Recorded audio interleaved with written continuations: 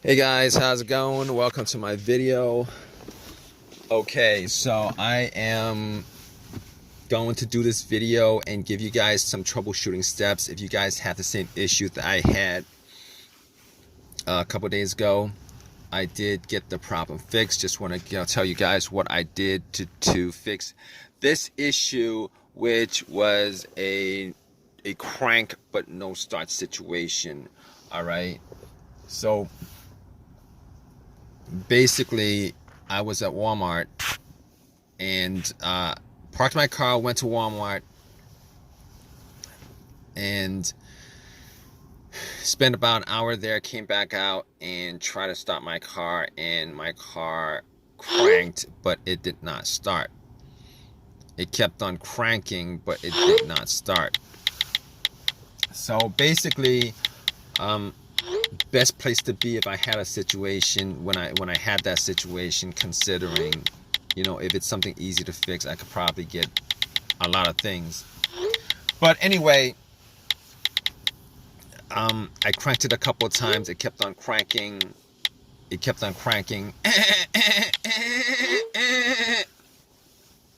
Didn't start up, didn't crank over. So first thing that came to my mind was it's probably the battery, right? Haven't changed the battery for a couple years. Probably the battery.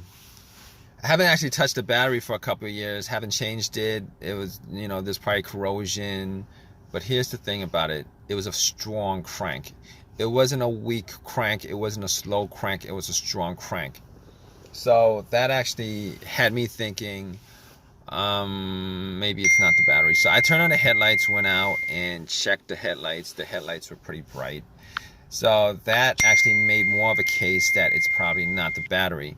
So I opened up the hood, obviously, checked out the battery. There was some corrosion on there. There was some corrosion on there. There was some corrosion on the battery. So basically what I did was I took some cans of Coke that I bought and put 2 cans and pretty much just dunked it on the terminals. Pretty much just poured it on the terminals. It's kind of messy, it's kind of dirty, it's kind of messy, it's kind of dirty. It's gonna turn syrupy on you if you guys do that, but it will. Just take some water and rinse it off, guys. That's what I did also. But anyway, it oxidizes, it bubbled up. A lot of the corrosion was taken, came off. And went back to Walmart to get a couple of things. Went back to Walmart to get a wire brush. And pretty much cleaned up the battery terminals. Got a little set of wrenches and I probably probably didn't need to do all that because I actually have a power pack to test that out. Thinking about it right now, but anyway, I cleaned it up. Try to crank it. It cranked. I mean, the crank might have been a bit stronger, but it cranked. Just didn't turn over. So I was like, all right. I forgot that I had the power pack in the back, but took the power pack out, popped it on, and try to turn it over. It cranked. It did not turn over. So at that point, I was like, okay, probably. I'm like, at that point, I was 100% sure it wasn't the battery, considering the cranks were strong. It kept on cranking pretty strong, and putting the power pack on there, it should have just started up. It did not start up. So at that point, I was like, I can rule out it's not the battery. All right. As far as the wiring on the battery, I could rule out that it wasn't the wiring on the battery either, because I actually did check out the ground wire. The ground wire is a negative cable, guys. For the most part, the ground wire is just connected to the frame of the car. I looked at the ground wire just to see whether there was whether it was loose, rusted, anything like that. It wasn't. It was very tight onto the frame, connected. There was no frayed wiring or anything like that. So I was like, okay. Okay, it's not probably not the wiring, probably not this. Okay, so I'm ruling out things at that point. All right, I'm ruling out the battery, I'm ruling out the wiring, and on top of that, I ruled out the alternator. The alternator wasn't really in what I thought it was causing it anyway, considering it cranked up pretty strong. And cranking up pretty strong means that the battery was pretty strong. And then when I put the cables on from the power pack, and it didn't start off up, it's not the alternator, guys. You guys think it's not the alternator, it's none of that other stuff, okay? So at that point, I was like, here's the thing. As far as me, if you guys are in this situation, you guys trying to troubleshoot this whole entire thing, trying to rule out certain things. All right, here's the thing. There was no check engine light on the dash at all. No check engine light on the dash before the situation happened. Haven't had a check engine light on my dash for a while. Had some other issue, but that was a long time ago. No check engine light on the dash, okay? But I have an OBD2, and I plugged it in. And what this situation could be caused by also your car's computer not registering, not connected to your car for whatever reason. Could be a fuse, a short somewhere, whatever. But I had an OBD2 plugged it in just to make sure that there's nothing that I can actually take from this situation as far as it's scanning the whole entire thing. It was able to scan the whole entire thing, scanned it, and then came back with analysis, no codes, all the monitors were cleared, everything was good. At that point, I knew that it was able to read the car's computer. So there's nothing wrong with the car's PCM, ECM. There's nothing wrong with the computer at all that's causing it. On top of that, like I said, very important whether there's a check engine light or not check engine light when it comes to troubleshooting this issue. All right, no check engine light means that you could pretty much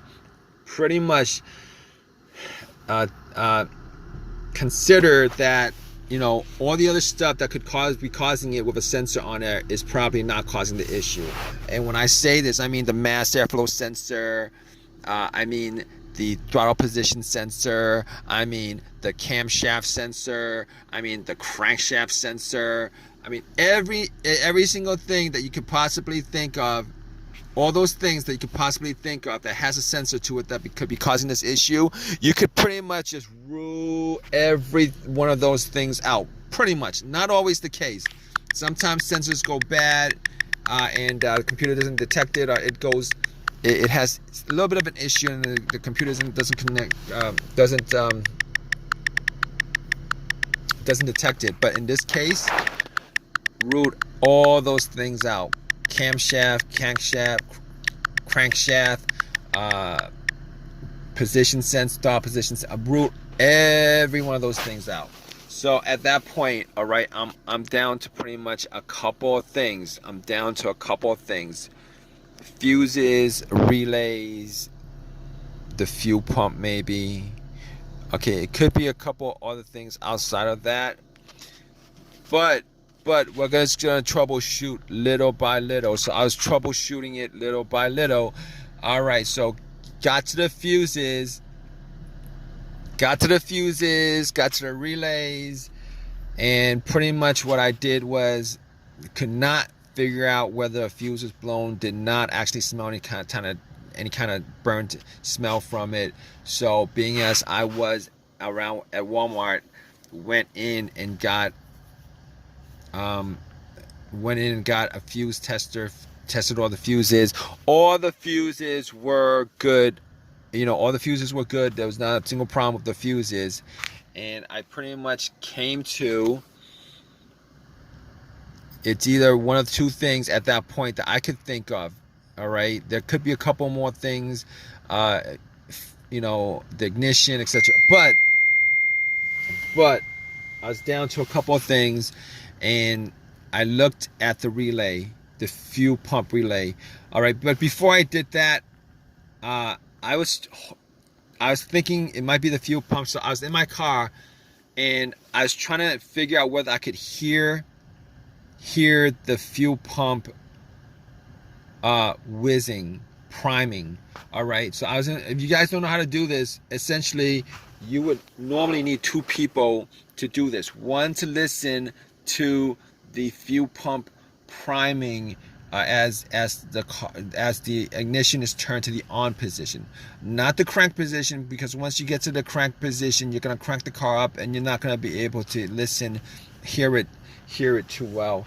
All right, so basically I had, it was just me there, so I was sitting in the car and I turned it onto the on position, trying to hear whether there was a whizzing sound.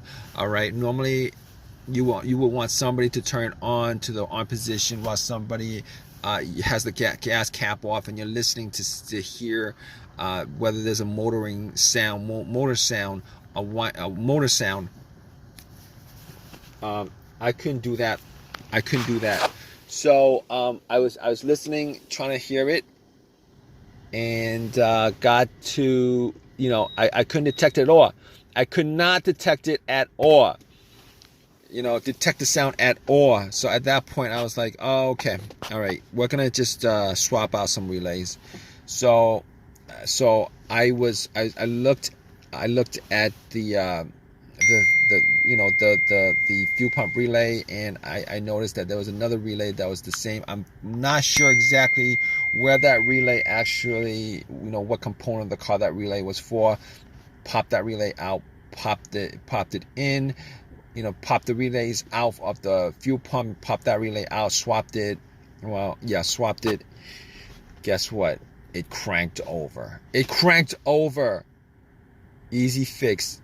Because if it didn't crank over, I would have been sure that it was the fuel pump that was the problem, but it cranked over, guys. So pretty much at that point, I knew it was the relay that what needed to be swapped out.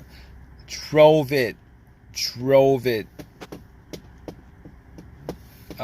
an AutoZone, got the relay, and pretty much just swapped the right one back, and threw away the bad relay, popped in a new one, and haven't had any issues since, guys. So if you guys are in this situation and you guys are looking for some troubleshooting tips on stuff like that, okay, just pretty much do what I did as far as troubleshooting each of those components. Hopefully you don't have a weird situation where it's some pretty crappy situation where it's a computer issue and the computer's not connecting to your car, which comes up every once in a while, or maybe even a fuel pump issue where you need to swap out a fuel pump, which is a lot more expensive than a relay.